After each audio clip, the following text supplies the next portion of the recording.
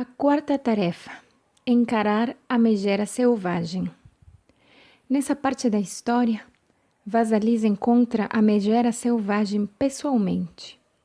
As tarefas desse encontro são as seguintes: ser capaz de suportar o rosto apavorante da deusa selvagem sem hesitar, topar com a Baba Yaga, familiarizar-se com o mistério, a estranheza, a alteridade do selvagem, residir na casa de Baba Yaga por algum tempo, adotar nas nossas vidas alguns dos seus valores, tornando-nos, portanto, também um pouco estranhas, comer seus alimentos.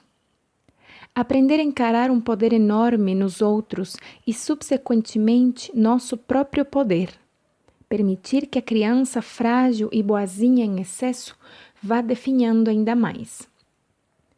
Baba Yaga mora numa casa que descansa sobre pernas de galinha. Ela gira e dá voltas quando bem entende. Nos sonhos, o símbolo da casa reflete a organização do espaço psíquico habitado por uma pessoa, tanto no consciente quanto no inconsciente.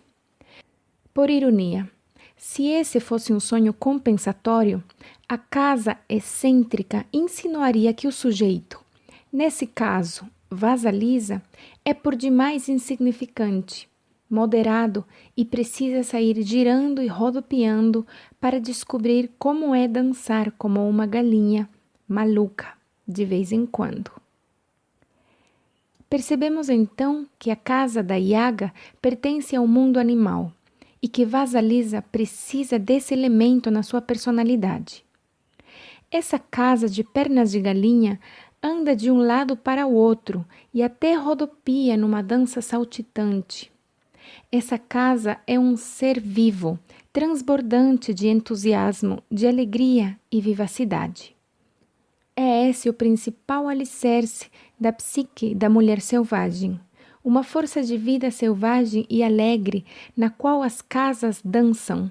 Os seres inanimados, como por exemplo os pilões, voam como pássaros.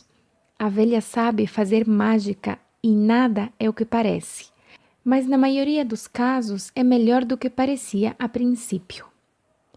Vasalisa começou com o que poderíamos chamar de personalidade normal nivelada.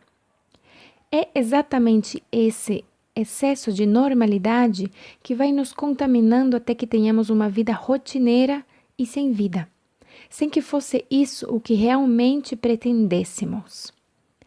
Essa situação estimula a negligência para com a intuição, que, por sua vez, produz a falta de luz na psique. Precisamos então fazer alguma coisa. Precisamos sair pela mata dentro, ir procurar a mulher apavorante.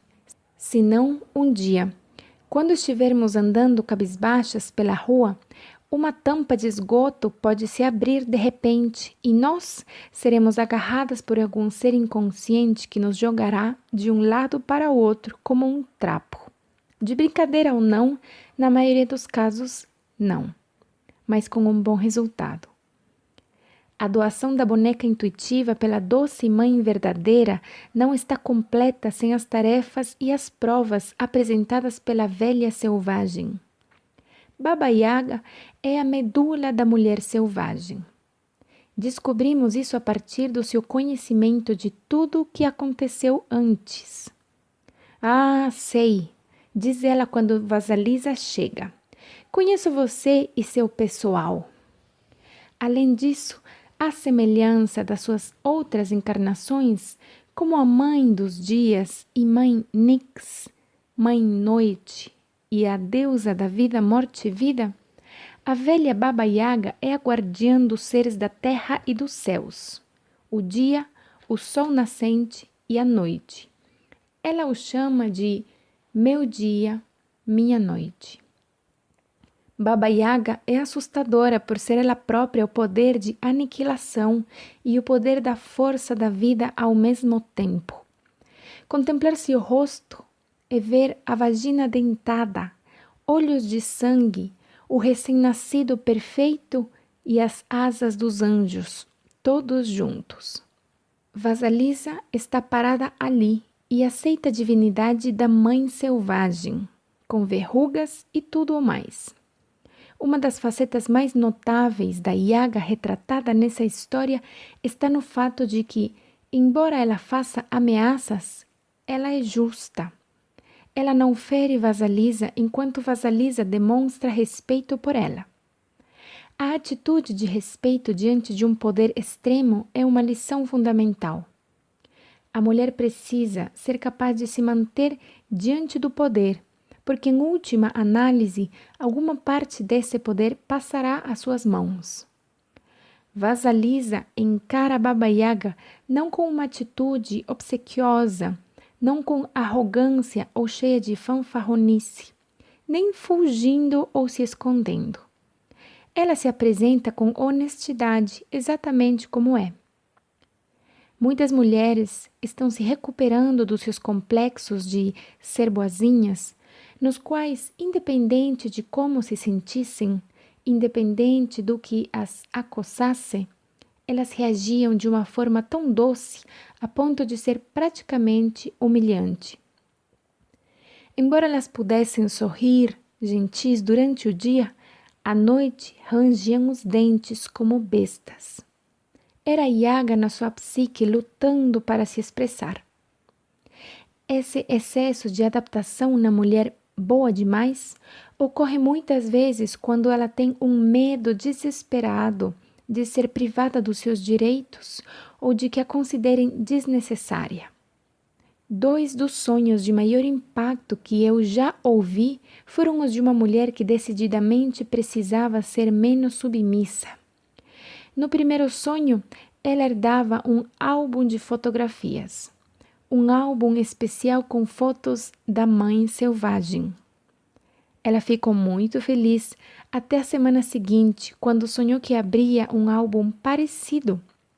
E ali estava uma velha horrível que olhava para ela.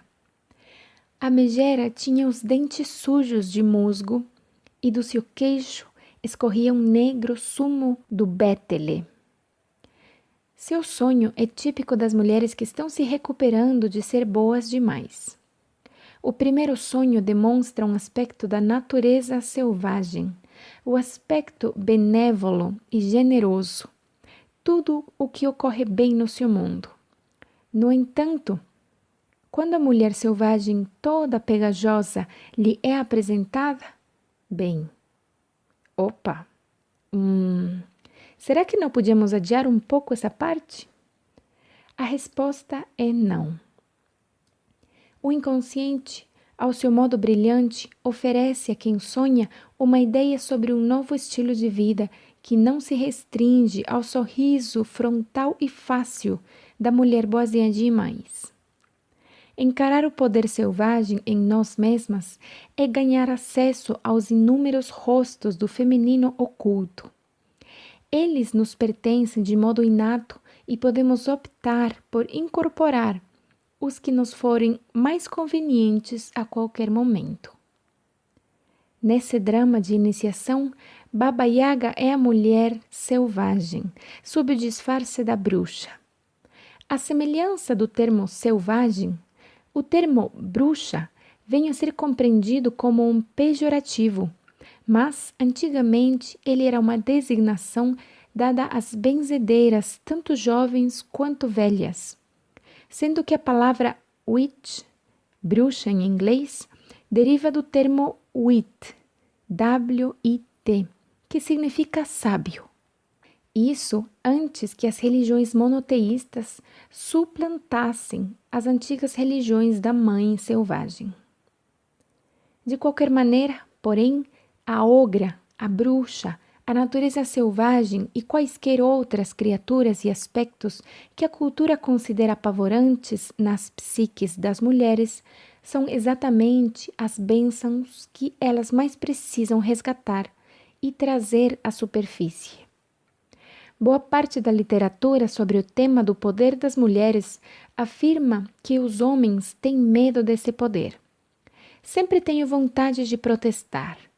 Pelo amor de Deus, são tantas as mulheres que têm, elas mesmas, medo do poder das mulheres? é que as antigas qualidades e forças femininas são imensas e causam espanto. É compreensível que, na primeira vez que se deparam pessoalmente com os antigos poderes selvagens, tanto os homens quanto as mulheres lancem um olhar ansioso e deem-o fora. Tudo o que se vê deles são patas que voam e rabos assustados. Se quisermos que um dia os homens cheguem a aprender a suportar esse encontro, então, sem sombra de dúvida, as mulheres têm de aprender a suportá-lo. Se quisermos que os homens um dia cheguem a compreender as mulheres, elas próprias terão de lhes ensinar as configurações do feminino selvagem. Com essa finalidade, a função de criação dos sonhos na psique traz a Yaga e todo o seu bando para dentro do quarto das mulheres à noite durante os sonhos. Se tivermos sorte, a Yaga deixará suas pegadas grandes e largas no tapete ao lado da nossa cama. Ela virá espionar aquelas que não a conhecem. Se estivermos atrasadas na nossa iniciação, ela se pergunta por que não vimos visitá-la. E, para compensar, vem ela mesma nos visitar em sonhos noturnos. Uma mulher com quem trabalhei sonhava com mulheres usando longas camisolas esfarrapadas, comendo felizes, coisas que nunca seriam encontradas no cardápio de um restaurante. Outra mulher sonhou com uma velha que tinha o formato de uma banheira antiga, com pés que faziam matraquear-se os canos e ameaçava estourá-los se a mulher que sonhava não derrubasse uma parede para que a banheira pudesse ver. Ainda outra mulher sonhou que ela era uma das 3 velhas cegas, só que ela estava sempre perdendo sua carteira de motorista e tinha sempre de deixar o grupo para ir à procura do documento. Em outras palavras, ela sentia muita dificuldade para se manter identificada com as 3 parcas, as forças que orientam a vida e a morte na psique. Com o tempo, no entanto, ela aprendeu a suportar, aprendeu a se manter próxima da sua própria natureza selvagem. Todas essas criaturas nos sonhos recordam a mulher que sonha a sua identidade elemental, seu self Yaga, a força enigmática e intensa da mãe da vida, morte, vida. Estamos afirmando que ser semelhante a Yaga é bom e que nós precisamos ser capazes de nos acostumar. Ser forte não significa desenvolver os músculos e exercitá-los. Significa, sim, encontrar nossa própria luminosidade sem fugir, convivendo ativamente com a natureza selvagem ao nosso próprio modo. Significa ser capaz de aprender e ser capaz de aguentar o que sabemos. Significa manter-se firme e viver.